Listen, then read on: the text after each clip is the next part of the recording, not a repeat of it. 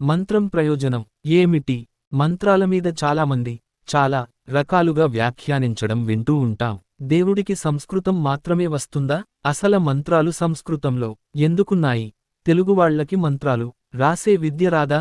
మనం నోరు తిరక్క తప్పులు చదివితే దేవుడు చెవులు మూసుకుంటాడా లేక శాపాలు పెట్టేస్తాడా అంటూ సరదాగా మాట్లాడడము వినే ఉంటారు. మంత్రం విలువ తెలియకనే ఈ రకంగా మాట్లాడతారు. ఒక పక్కన మంత్రోచ్చారణ చేస్తుంటారు కాని వీటిని పఠించడం వల్ల ఏమిటి ప్రయోజనం అనుకుంటారు. అందుకే మంత్రం గురించి వివరంగా తెలుసుకుందాం. మననాత్ త్రాయతే ఇతి మంత్ర అన్నారు.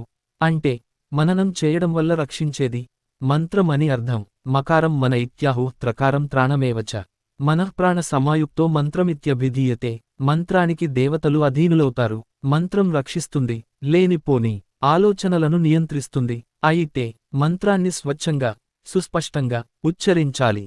తప్పులు దొర్లకూడదు. పరిశుభ్రమైన మనసుతో చాంచల్యం లేని బుద్ధితో మంత్రాన్ని స్మరించాలి. ఇంతకీ మంత్రాలు సంస్కృతంలో ఎందుకు ఉంటాయంటే సంస్కృతాన్ని దేవనాగరి అంటారు. ఇది దేవతల భాష. అదలా ఉంచితే సంస్కృతంలో ఒక అద్భుతమైన సొగసు ఉంటుంది. సంస్కృత శ్లోకాల్లో లయ ఉంటుంది. ఈ రెండు కారణాల వల్ల మంత్రాన్ని 4 సార్లు జపించేసరికి కంఠత వస్తుంది. పూర్వకాలంలో ఇప్పటి వసతులు వెసులుబాట్లు లేవు. కంప్యూటర్లు కాదు కదా, పుస్తకాలు అయినా లేవు. తాళపత్ర గ్రంథాలు ఉన్నప్పటికీ అని అందరికీ అందుబాటులో ఉండేవి కావు.